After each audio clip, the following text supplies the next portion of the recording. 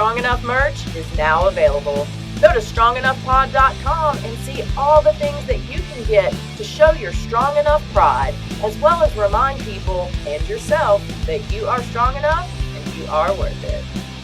Welcome to the Strong Enough podcast, where we talk about the challenges and celebrate the triumphs of people from all walks of life. I'm your host, Claudia. Today's guest is going to talk about how she is a literal phoenix risen from the ashes. She's going to share about some of the traumas that she experienced and how she has been able to reframe her past and move forward in a very positive way. Please help me welcome Terri Banner. Terri, how are you today? Oh, so great. So great just to be here. It really and truly is. I want to tell the people who are listening and cannot see us right now that you are amazing. You look gorgeous today. I love the green. I love the red hair. You are just fiery. Yeah. Yes, and you are just a breath of spring and sunshine, I would say. Are you feeling like that today? Not really, but with me, I can fake it. You know, I feel like a lot of us have learned to fake it throughout our lifetime for various reasons. And I think we might talk about that a little bit. But before we do, I would love it if you would share a little bit about yourself with the audience. Okay. I've got quite a journey, and so I will try to simplify it for you. I'm a writer, so I am going into, I don't age, obviously. I'm going into my 74th chapter of my life. So I'm looking forward to all these empty pages that I'll be able to fill up with all kinds of things that I don't have any idea what's going to happen to me. I'm originally from British Columbia, Canada, and I moved down to the States to be with my brother after he got out of Vietnam, and then ended up in California. And for about 10 years, it was my doomsday time. That was the time of choosing wrong people, being abused. But then waking up, my milestone was turning 40. Claudia, it was like I woke up in the morning going, I'm 40. I don't know how to drive a car. I don't have a steady job, and all the men are looking for younger girls. I better start doing something with my life. So I went back to school. I became what was known at that time a re-entry student. So I went back to college and got absolutely addicted to education and fell in love with sociology. I fell in love with literature, psychology, career counseling. Then I graduated valedictorian with my master's degree. And that was another milestone in my life. And just continued on with teaching with education, special education. I was with a man with two boys with fetal alcohol syndrome. So I was able to raise them and take classes on that. Did so much with counseling women. That started to become my main focus. After I retired, I was the head of independent study to help people who couldn't, finish high school, and helping women with children to get their degree. And I used to meet them at coffee shops, bars, anything to get them to graduate. And then I retired fully, felt wonderful, moved up on the way up to Paradise, California. Then my fiance had a major heart attack. We got up there, fixed up the home. My mother fell, had a broken hip up in Canada. So I went up there, came back, had coffee on our beautiful porch that we just renovated. I looked out at the sky and saw a little bit of red. I thought, oh, okay, there's a fire somewhere. I went to work with all these kids. I was substituting. Major fire. We got evacuated, and that's when the whole town of Paradise burnt down. So I spent the whole day on a bus with school children escaping the flames. And that's became my mantra after that was I had to lose everything to gain everything. And you commented on my red hair. Well, I am truly the phoenix coming out of the ashes, who I was before is buried in those ashes. And so after that, we moved down here and I write articles, I write books, and I do everything to help out other people. And that's where I'm at right now. I'm still publishing books. I have to start with your 74 chapters because I have a knack on this show for grabbing great guests who are vampires. And clearly that is you as well, because there is no way that there are 74 chapters in your book, Terri, at all. Mm. So, yeah, I'm just letting that soak in for a minute because I can already see the comment section filling up going, "What? No way. She is not. I'm not buying that." So, you look amazing. Absolutely amazing. I would like to talk a little bit about you going back to school at the age of 40 because for a lot of people, that would be too late. They would look at themselves and Mhm. say, it's too late for me. I'm stuck with what I have. I can't start anything new. I can't learn anything new. So what gave you the confidence to go back to school at an age where a lot of people would say, "What are you doing?" Oh, okay. That is my topic for my series of chapters for my next book called, are you ready? I Got Class. Now, my first chapter is lack of confidence. Totally the opposite. I did not have the confidence, okay? What I did was I had these visions of being a writer. So the local college was about 10 miles away, and I found out they had a basic writing class. Well, I couldn't drive, so I had to have my fiance drive me there, and I threw up all the way there. I got to class, and Claudia, it was horrible. The whole classroom was filled. So I had to go and sit in the middle of the class. Then I found out I was in the wrong class. It was a basic grammar class, which I could have had in sixth grade. But I was so nervous because, everybody's going to stare at me as I walked out of the room. So I couldn't leave. And I thought, I've got nothing better to do this summer. I might as well just take this class and I know I can ace it. And then about halfway through the class, Miss Walker had written on the board, she was trying to teach us about the new rule of the comma. So she wrote tomorrow, comma, tomorrow, comma, and tomorrow. Well, there's me, my mouth opened, and in a very loud voice, tomorrow and tomorrow and tomorrow creeps in this petty pace from day to day to the last syllable of recorded time. And then I just sunk into my seat. I was so embarrassed. She took me aside and said, "You've got that gleam in your eye. You're addicted to education and reading. I'm giving you to this counselor." And we got together and he said, "You are a reentry student. You've got what it takes. History teachers love you because you've been through the history." So then I noticed in the cafeteria, they're getting ready for homecoming. But Claudie, there was so much apathy. Nobody seemed interested. So I said, wouldn't it be great if we had a grandpa and grandma homecoming? Because a lot of, the people at my table were older and had grandkids. So I started up a club called the Rascals, the Reentry Adult Students and Learning Society. So we all wore our red jackets and helped out other people that were coming through school and did fundraisers for the daycare. And I was just a real rebel rouser, but it all came. And I never felt confident, even when I went for my master's degree. When they called my name, I was waiting for them to say, "Whoops, there's some mistake here. You don't belong in this class." But I stayed it out.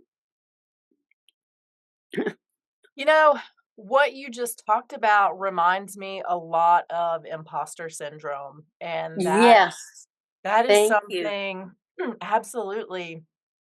I have struggled with for a lot of my life. And I like to think that I have finally kicked it, but it has taken a minute, Terry, to do that. So, what would you say was a turning point for you in kicking or at least tamping down imposter syndrome? Okay, I got the phone call in my master's program that it was unanimous that I got the valedictorian, the first time unanimous decision for a 2-year program. So I walked into my professor's office and I said, I don't understand this. Every time I've been in class, you ignore me or you praise somebody else, but you don't praise me. And then she looked at me and said, "But you're such an excellent student, you don't need it." And I looked at her and I said, "Bullshit. Think of what I could have done if you would have said, 'Terry, you're on the right track. Terry, you're doing great.'" That's all I would have needed. And then I went out to prove everybody wrong and then just kept on going. So, gosh, as you look back, do you think that kind of being ignored or not being praised and pushed actually fueled your fire to do even better? Yes, because it stirred up my anger. Yeah. And then I'm joining I'm a major part of AAUW, American Association of University of Women, and looking at how women have been ignored, in classes and going on. And even with my name, TK Banner, there's a couple of reasons for using that. One was if you write letters of complaints, if you put down a female name, they won't take you seriously. But if you put the initials, they think you're a man and they will respond to you. And have you seen that in Yes. your own experience? Oh, yes. That's very interesting. Would you say because you're still claiming that you have 74 years, uh, so we're just gonna pretend that that's true, have you seen a change in how women are treated or how they impact different things in that time? Is it getting better, or do we just pretend that it is? Hmm. It's hard for me to say without, the demographics. But what I've seen in impoverished areas where I was teaching, um, I've still seen girls being ignored or girls still looking for, the social media, everything. And it's such a shame because there's so many opportunities out there, and I get so frustrated when I'm trying to elevate girls because they have everything online that they can be doing to learn. But there are women out there making a change. So, yeah. I mean, we're doing what we can right now, Yes. I would Oh, yes. definitely say. I want to talk to you a little bit about online and social media. I had an interesting conversation today with somebody who had some guests over, and this person is about your age, and her guests were teenagers. And she said she could barely get a word in because they spent their entire visit on their phones and just looking down. And when she could Mhm. get a response, it was a, yeah, I don't know. There was no substance. So, have you noticed with cell phones and the prevalence of the information that we have at our fingertips and the ability to lock the world out, do you think there is kind of a dumbing down where we're not getting as well educated and we're not able to converse as well with one another in person because of that? Oh, this has been my fight for so many years, like with the classroom and independent study and the college and noticing this. And one of the things I'm really afraid of, and this is a really big fear in my life, is when I was growing up. There was an expression that we used for safety. It was the hair on the back of my neck is standing up. It was a sign. When I talked about that to my college students when I was teaching sociology, they had no idea what I was talking about. And I said, no. I said, you're on the phone, you meet somebody that they tell you they own hotels, they're rich, they're this, they're whatever, and you believe them. And by the time you meet them, you trust them. You're losing the ability to discern evilness in a person. You know, we used to rely on body language, a certain twitch, an eye movement, a shoulder movement. That's out the window now with the cell phones. And all this time on the phones, yeah, it just, it really bothers me because the face to face communication that we're talking about is almost out the window. It's so interesting that you say that from a safety perspective, because I guess a lot of people have either lost or never had the opportunity to gain that intuition or that ability, as you said, to spot evil or Hmm. detect when something, is awry. So, how do we teach a generation something that they have no idea about, they don't even understand because they don't know what it's like to not even have a cell phone? Yeah. Um, the problem right now is it's an addiction. And even trying to take a cell phone away from somebody, the anger. And I've had students almost hitting me. But what I have done is, I think you'll like this. I used to teach two classes, sexuality classes and marriage and the family. And so what I would do is one of my exercises, and most of my students hated it, but they had to do it. They had to write a eulogy for somebody that they loved, and the other person had to do it for them. And they had to talk about what are my favorite colors? What are my aspirations? What are my failures? There was a whole list of questions. And some of them would come in and say, I got it all wrong, or I don't know my husband. And so I would do so many exercises of who am I? Because we've got no right even to get in a relationship with somebody if we don't know what our values are. We want to get married and have children. What's going to happen if I don't? I can't have children. What about religion? All these things that we don't think about outside of the sex. So, all of those things out of the cell phone and getting people to discuss things and being uncomfortable with it. It's okay to be uncomfortable. That is definitely where a lot of people struggle, but I know it's somewhere that you thrive. I believe that one of the things that you used to despise was public speaking.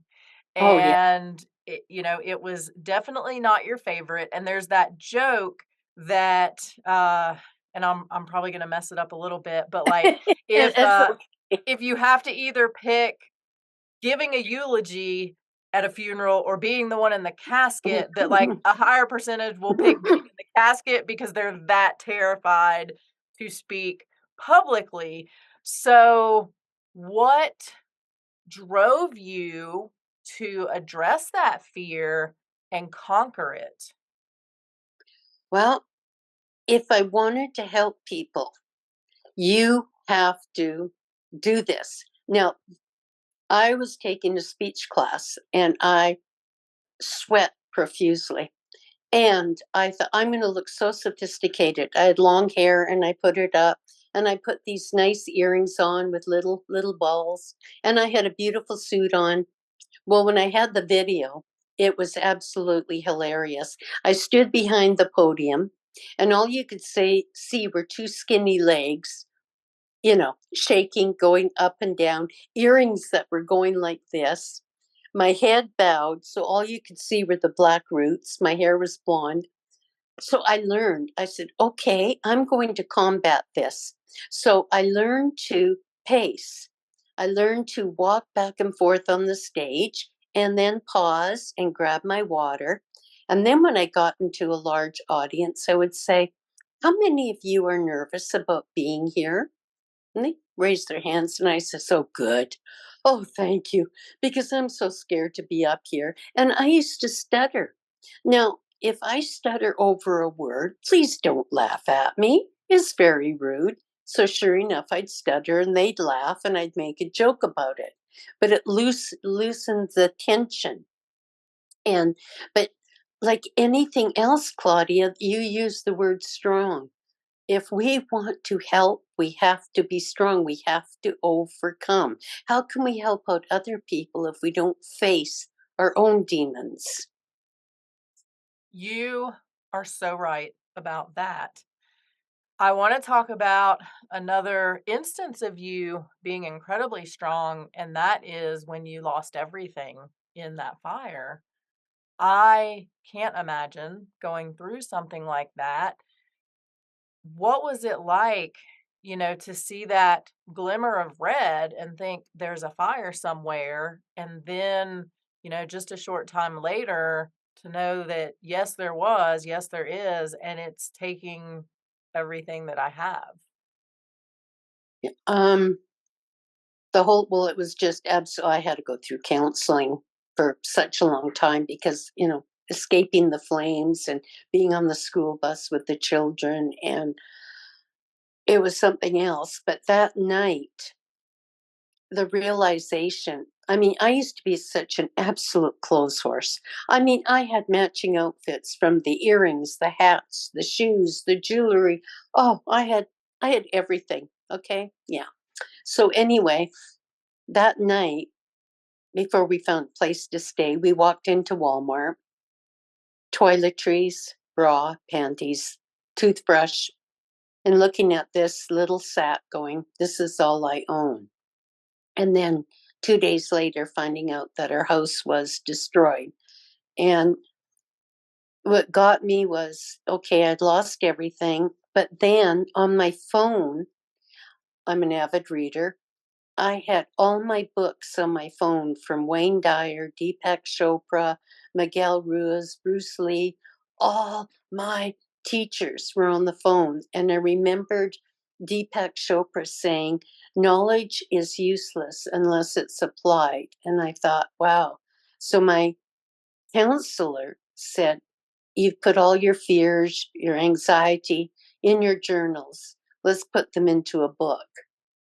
And that's what helped me again to help other people. I use my books to help out other people who were victims. And I'm not a victim, I'm a survivor.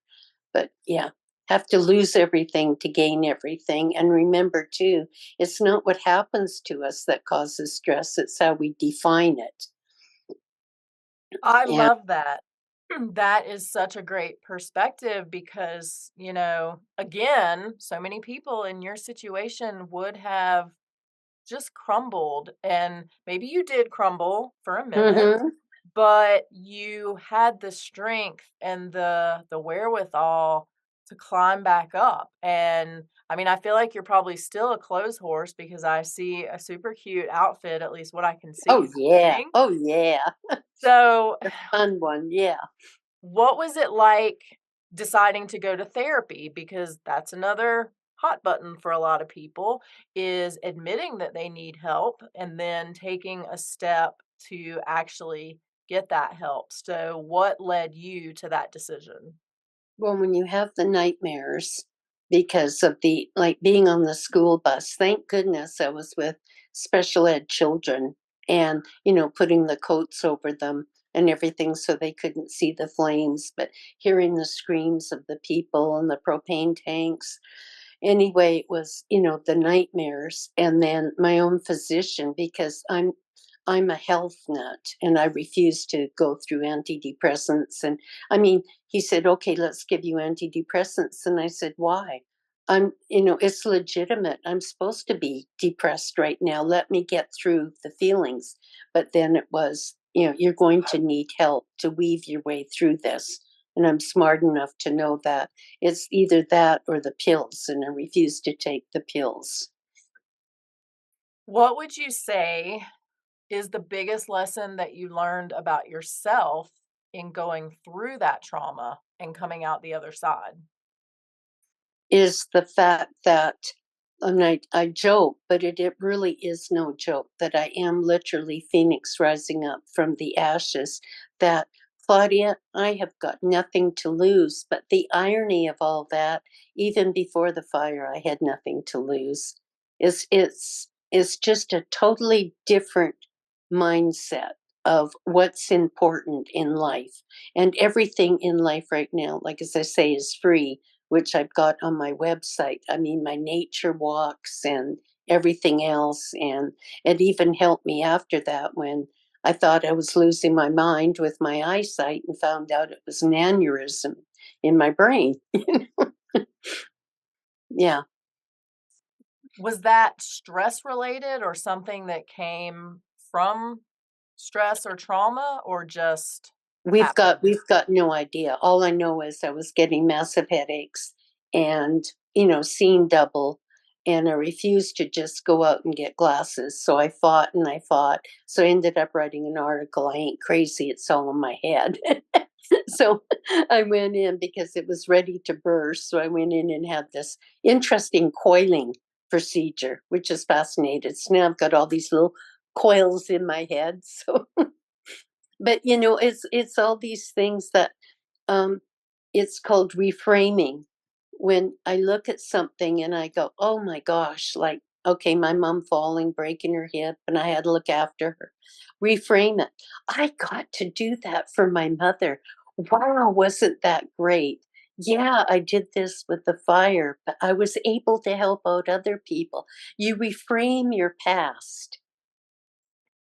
I love that you mentioned that because one of the things that I have talked about in recent weeks is people telling themselves or writing those negative stories. Instead, when it would be just as easy to write a positive version, but we just seem to default to the negative. We Yes. imagine the worst case scenario for somebody who has been through some really heavy shit and could very easily be justified in writing some negative stories. What gives you the ability to continue to write it in such a positive way and reframe it in that way? Claudia, what choice do I have? Really? I mean, again, I'm approaching my 74th chapter. I want it to be filled with joy. There is Oh, I'm right into right now the Netflix movie with the Dalai Lama, who, if you're ever depressed, just turn on and listen to him giggle. I mean, you'll be happy for 4 days straight. Anyway, he's doing this whole thing on joy. And he's with Tutu of Africa. Of course, he's since died.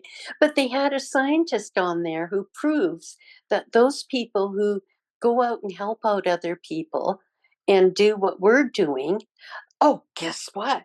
It leads to longevity in life. It leads to better health. It leads to better mental health. I mean, there is no choice, Claudia. Isn't this how we're supposed to be living our life? With His Spirit leads us to joy. I wish that more people had that attitude. I believe that it can happen.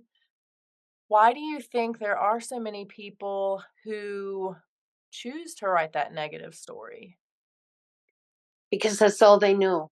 When you're looking, okay, you and I have both you worked with people in abusive relationships, or because that's all they know, and we are trained to fear the unknown, and we don't recognize our own strength. Okay, one of my books that I wrote is called Untie the Knot and Cannot. And it goes through how we are socialized to believe we can't do things. And we need to be turning that around, that we can do things. But if we believe we can't, we're stuck. And it's just, and then there's a payoff. Remember, for every behavior, there's a payoff for it.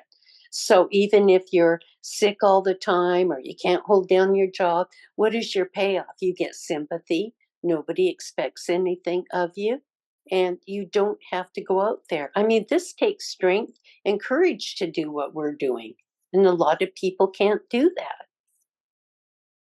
I want to talk a little bit more about your books because I know that you write them to help other people. How cathartic though has it been for you to go through the writing process and produce some amazing work that you know is going to make a difference in other people's lives? Okay, the first book, Rising from the Ashes, of course, coming out of my journal. And then my readers wanted this, more information. So I wrote Smoldering Embers of Paradise. So, of course, that helped me through that. And plus counseling other people. So that helped that. And then I got the idea because when I was teaching sociology, I was looking at all the impacts on our life from birth. So that's when I decided to write Untie the Knot and Cannot. And what I did was I wrote it in third person, but it was really about myself, about my mother, how she brought me up, my father, different teachers, social media, culture, all of these different things. And that really helped me reframe my life of thinking, oh my God, excuse me, I'm on the pity pod here, but this is what happens to us.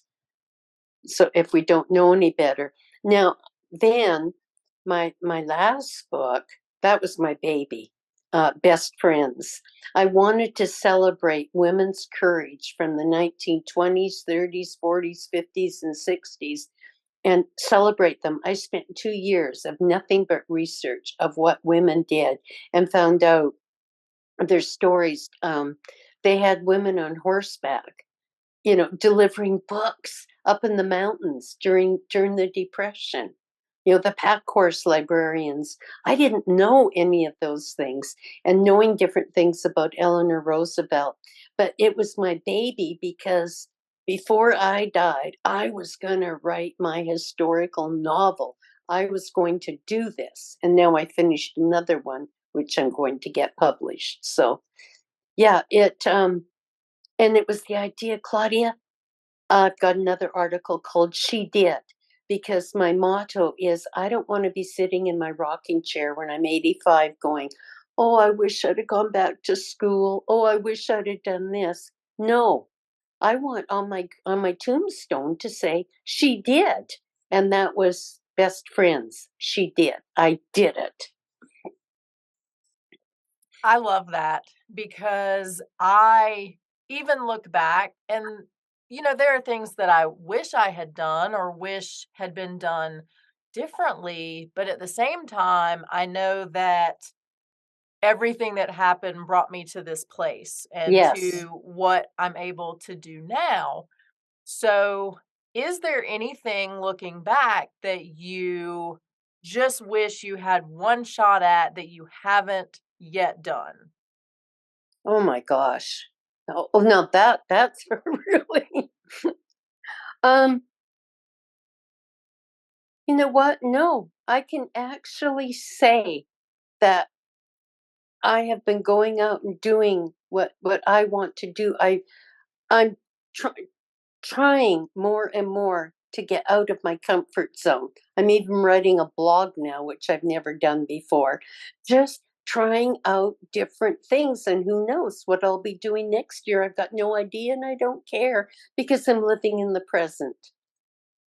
How how empowering and how amazing is it to be able to say that, because again, so many people just sit by the wayside and don't get out there. They don't get out of their comfort zone because it's easy to just stay here even if I'm not happy. So, how great is it for you to be able to say, "Yeah, I'm doing some crazy stuff. I like it. I'm getting out of my comfort zone. It's amazing." Yeah, yeah, there's this woman that lives in this community. Her name's Stacy. And I just met her and I says, "Oh my God, I want to be your best friend."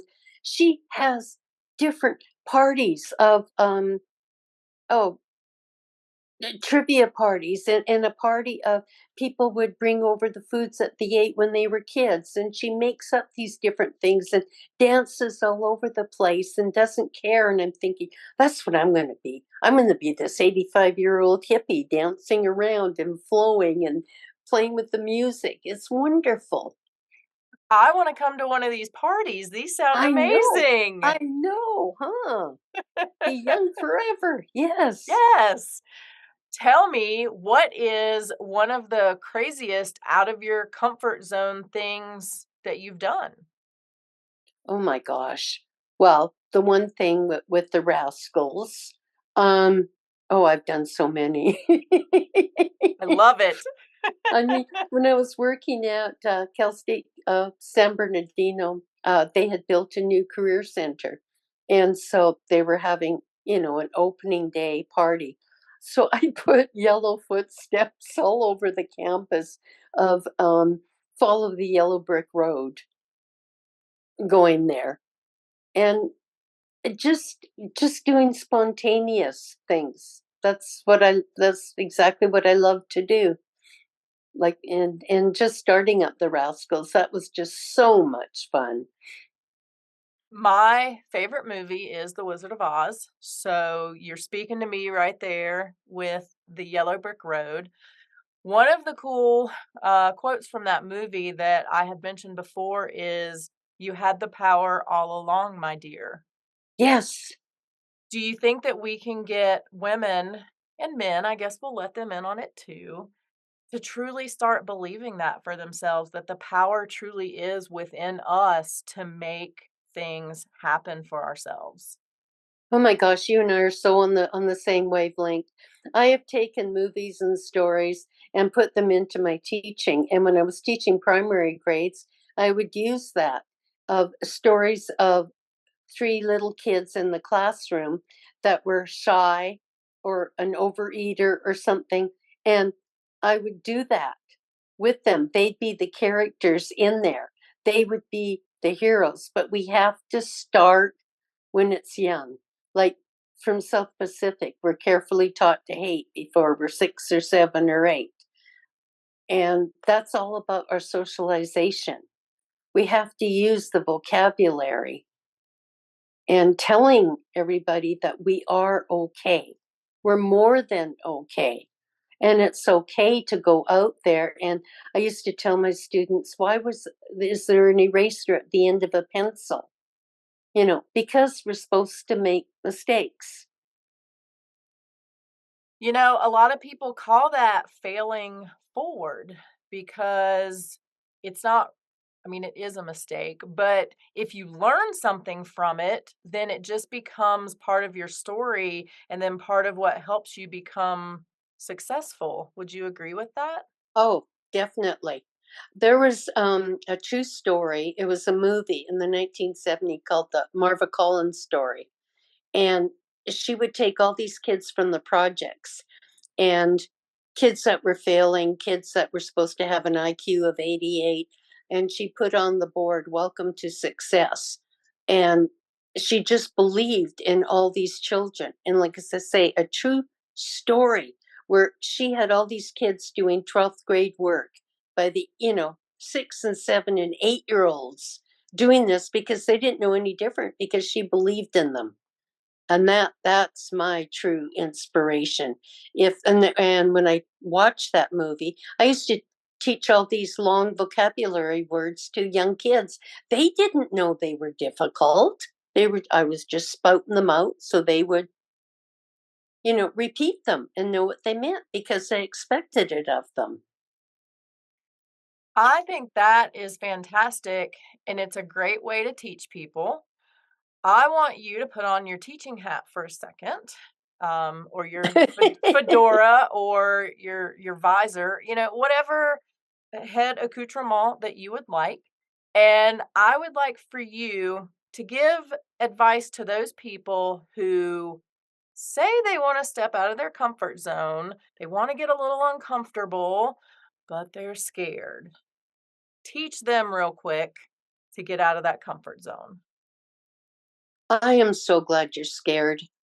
I am so glad that obviously you've been pondering this, because the first step with everything is called disease. Now, I'm not talking about disease like the flu, which we've had, but disease is DIS hyphen EASE, which means out of whack. There's something going on in you that doesn't feel comfortable. It's making you uncomfortable. It's making you ill at ease. That is such a wonderful sign. Do not fight it. That's a sign that something has got to give. It's like a shift. And the second sign that goes along with this is awareness. You are aware of this. And so that goes into starting in with journalizing. You start rambling, you start taking time for yourself and start putting your thoughts on paper.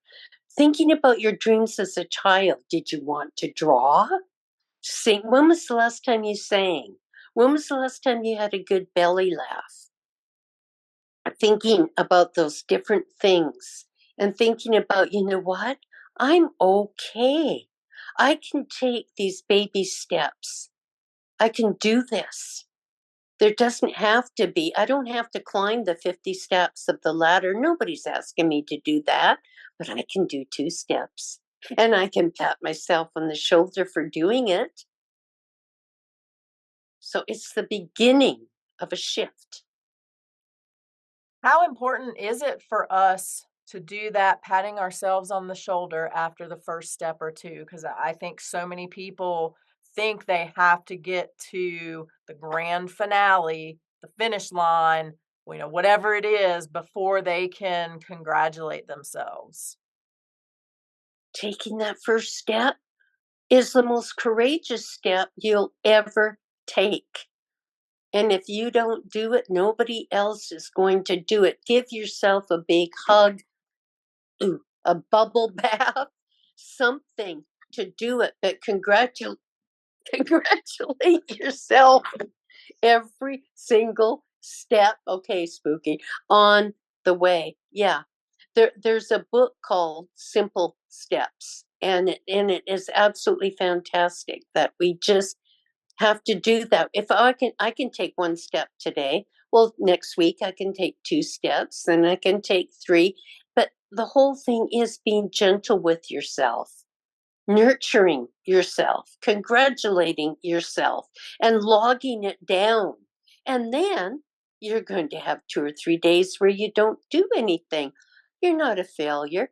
Okay, I can get up and I can go back to 1 step again, and it's fine. Nobody's, looking at us or judging us.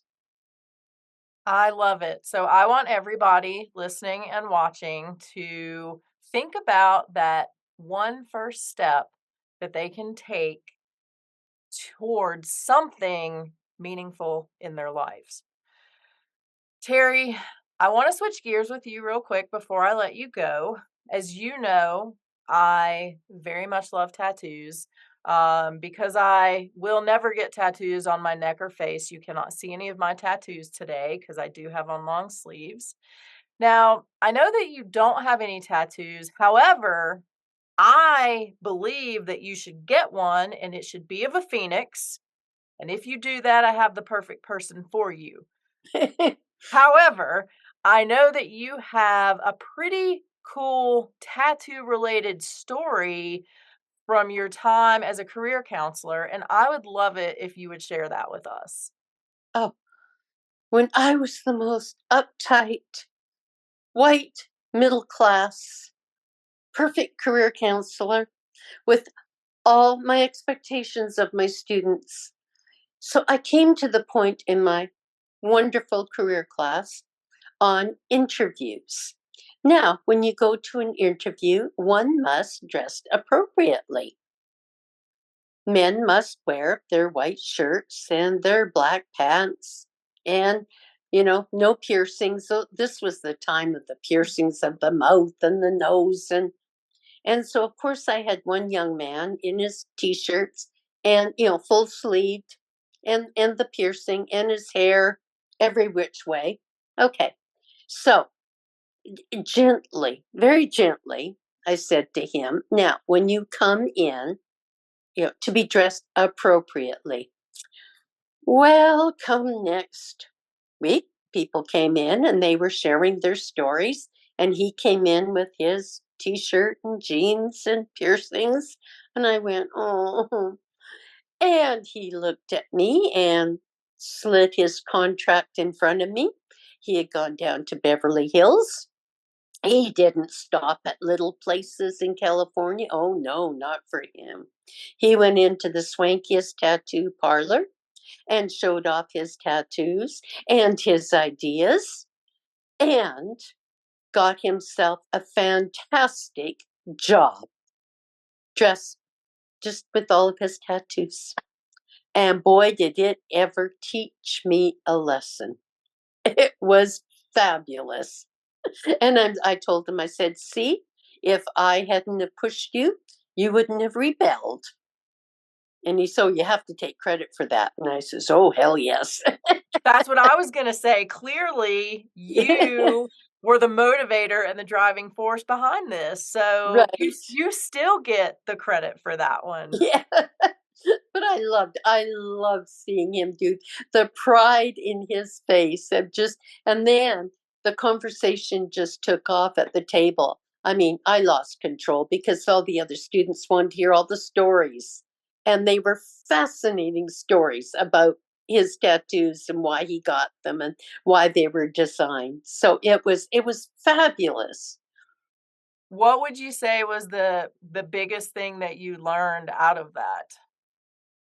Oh my gosh, it was the judging, that everybody is different and jobs are different. And I was coming from, again, my white middle class, that there's different jobs out there, that don't require the white shirt and black pants or the women in their suits.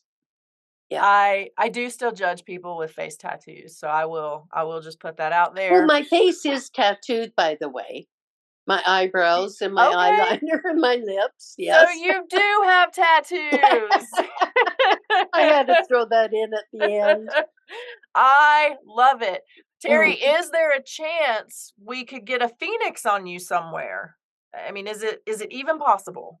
Oh, now you're really throwing me a challenge. That sounds like, oh, hell yes. That sounds like fun. Excellent. We're going to talk about this further later.